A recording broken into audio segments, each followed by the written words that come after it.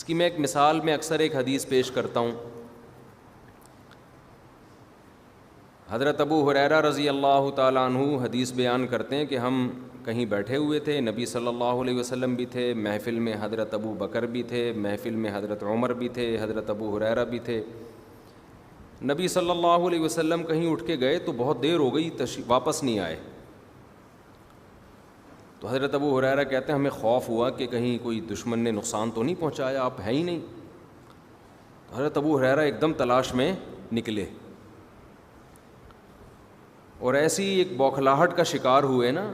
کہتے ہیں کہ میں ایک باغ میں نیچے پانی نہیں ہوتا جہاں سے نہر, میں اس کے نیچے سے گھس کے باغ میں گھس چلا گیا نبی کو تلاش کرنے کے لیے, دروازے سے بھی نہیں گئے.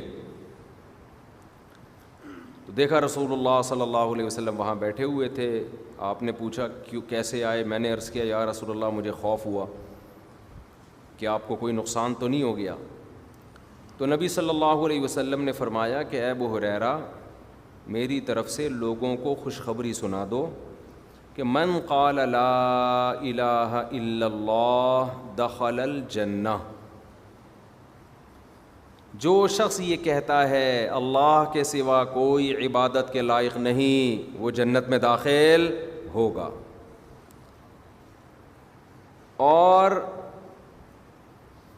ثبوت کے طور پر اعتماد دلانے کے لیے اپنے نال بھی حضرت ابو ہریرہ کے حوالے کر دی, اپنا جوتا, کہ لوگوں کو یقین نہ آئے تو یہ دکھانا کہ نبی صلی اللہ علیہ وسلم نے مجھے اپنا نال مبارک بھی دیا ہے, ایک سند رہے گی.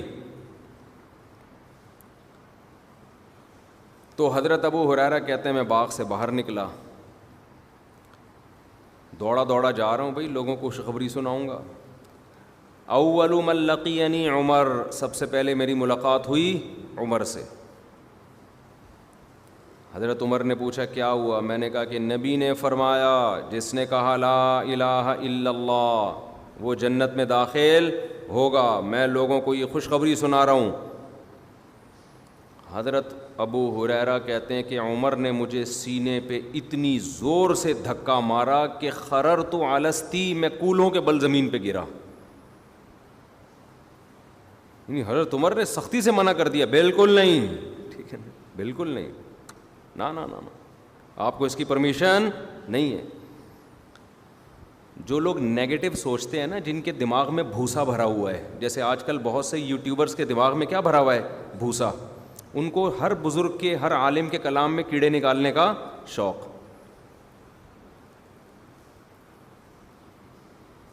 تو وہ یہاں بھی کچھ الٹی سیدھی بات کہہ لیں گے کہ حضرت عمر نے حدیث سن کے دھکا دے دیا, یہ تو معاذ اللہ اسلام سے معاذ اللہ کفر ہو گیا. او بھائی یہ بھی غیرت اور حمیت کہ لوگ نبی کی بات کا مطلب سمجھیں گے نہیں. جب آپ اچھی تعویل کرنا چاہو تو اچھی کر سکتے ہو, جب آپ کے دماغ میں نفرت کا بھوسا بھرا ہوا ہو تو ہر اچھی بات بھی آپ کو کیا نظر آتی ہے؟ غلط. مولانا اشرف علی تھانوی کا خواب تھا نا, اس نے کہا مجھے خواب آیا اس مرید نے کہ مجھے اشرف علی رسول اللہ خواب میں آیا. تو جن کے دماغ میں بھوسا بھرا ہوا ہے وہ کہتے ہیں ختم نبوت کے منکر.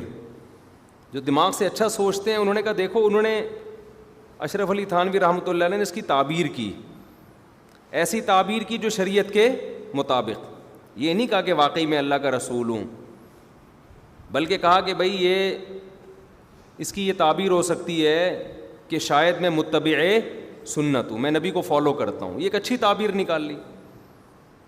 اب جس کے دماغ میں پازیٹیو سوچ ہوگی وہ کہے گا دیکھو بھائی ایسا خواب سن کے ان کو اپنے بارے میں نبی ہونے کا شبہ نہیں ہوا, کبھی بھی شبہ نہیں ہوا.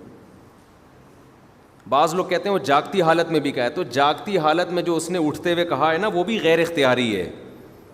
اور میں اس پر ایک پورا کلپ ریکارڈ کروا چکا ہوں کہ اس طرح کے خواب نبی کے دور میں بھی آئے ہیں, صحابہ کو بھی آئے ہیں, ان کی بھی تعویل کی گئی ہے, ایز اٹ از نہیں لیا گیا ان کو.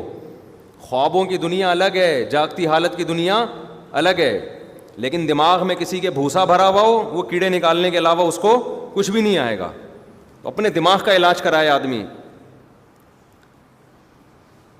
اور اگر پھر بھی کوئی کہتا ہے کہ انہوں نے رسول اللہ اپنے نام کا کلمہ پڑھوایا تو پھر وہ کہے کہ مولانا شلوی تھانوی معاذ اللہ کافر تھے, کیونکہ میں کہتا ہوں جو اپنے نام کا کلمہ پڑھا ہے وہ اسلام سے خارج. پھر وہ یہ نہیں کہے کہ ہم براڈ مائنڈڈ ہیں, کسی کو کافر نہیں کہتے. تو پھر قادیانی کو بھی کافر نہ کہو آپ. تو ان کا مقصد صرف اور صرف نیگیٹیوٹی پھیلانا. خواب میں کچھ بھی ہو سکتا ہے. جاگتی حالت میں اللہ کی زیارت ممکن ہے؟ بولو نہیں ہے. امام احمد بن حنبل کہتے ہیں میں نے خواب میں اللہ کی زیارت کی ہے. اہل سنت والجماعت کا عقیدہ ہے کہ خواب میں اللہ کی زیارت ہو سکتی ہے. اب کو کوئی خواب ہی غلط ہے کیونکہ اللہ کی زیارت او بھائی خواب ہے. خواب کی تو تعویلات ہوتی ہیں. سعودی عرب کے شیخ بن باز مفتی اعظم تھے, بہت پرہیزگار تھے.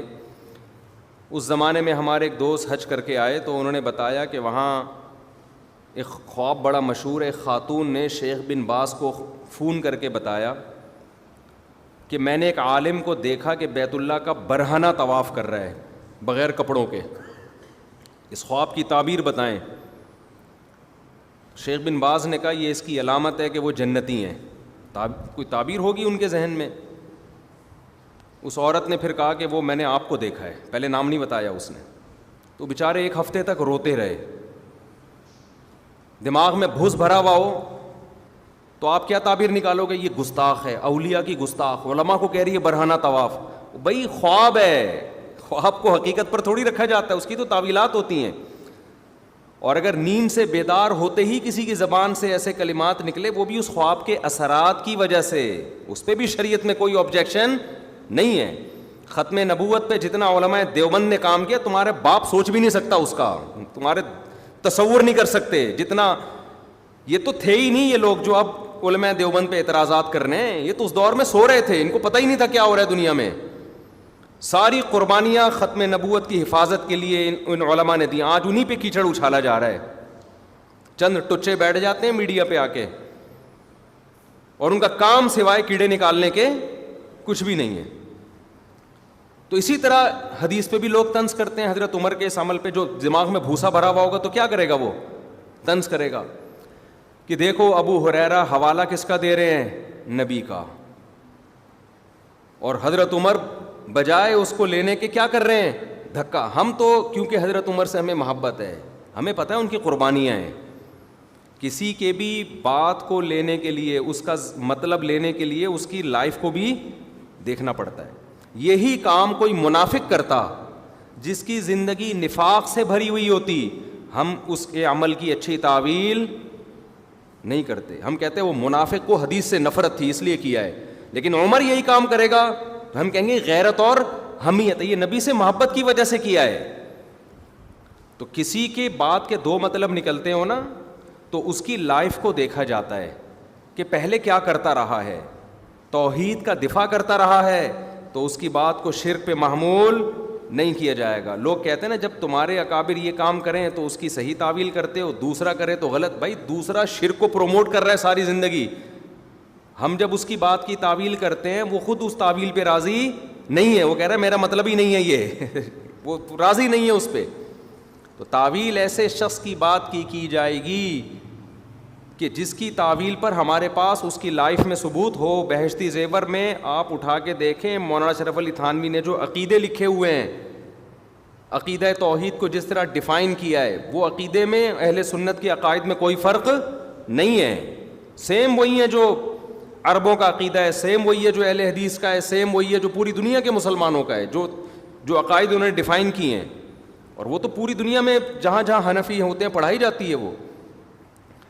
لیکن عبارتوں سے نکالنا, انہوں نے یہ کہا تھا تو اس کا یہ مطلب, انہوں نے یہ کہا تھا تو اس کا یہ مطلب. یہ خوب سمجھ لیں, جب دماغ میں بھوسا ہوتا ہے تو آدمی کو ہر جگہ کیا نظر آتا ہے؟ بھوسا نظر آتا ہے. تو حضرت عمر نے کیا کیا, جیسے ہی صحابی سے حدیث سنی حضرت عمر نے دھکا دے کے ان کو پیچھے گرایا. ہم کیونکہ عمر کی قربانیوں کو جانتے ہیں, اسلام کے لیے قربانیاں ہیں, اس لیے ہم کہیں گے یہ حدیث کی مخالفت مقصد نہیں تھی. اس کا مقصد تھا حدیث کا دفاع, قرآن و سنت کا دفاع. کیوں آگے اس کی تفصیل آ رہی ہے. حضرت ابو ہریرہ کہتے ہیں میں بھاگتا ہوا گیا واپس, روتا ہوا نبی کے پاس. میں نے عرض کیا یا رسول اللہ ایسے کیا عمر نے میرے ساتھ. آپ بھی غصہ نہیں ہوئے؟ آپ نے حضرت عمر سے پوچھا ایسا کیوں کیا؟ تو حضرت عمر نے فرمایا یا رسول اللہ اذا یتکل الناس, لوگ یہ حدیث سنیں گے تو اسی پر اعتماد کر کے بیٹھ جائیں گے. لوگ سمجھیں گے اب ہمیں عمل کی ضرورت بولو نہیں ہے. تو اس سے اسلام کو فائدہ ہوگا نقصان ہوگا؟ نقصان ہوگا. بد عمل بن جائیں گے لوگ. عقل مند لوگ تو سمجھ جائیں گے بھائی لا الہ الا اللہ کا مقصد اس کے لوازمات کے ساتھ کلمہ توحید کا اقرار کرے, اس کے لوازمات ہیں, عملی زندگی میں بھی اس کو لے کر آئے. لیکن عام آدمی کیا سمجھے گا کہ بس زبان سے کہہ دیا لا الہ الا اللہ, ہم کہاں گئے؟ سیدھا جنت میں. تو نبی نے حضرت عمر کے اس عمل کی مخالفت نہیں کی, بلکہ کتنے مواقع ایسے ہیں نبی نے حکم دیا, حضرت عمر نے مشورہ دیا نا ایسا نہیں, آپ یوں کریں. قرآن کی آیتیں نازل ہو گئیں کس کی تائید میں؟ حضرت عمر کی تائید میں. تبھی تو نبی نے فرمایا اللہ نے عمر کی زبان پہ حق کو جاری کر دیا ہے.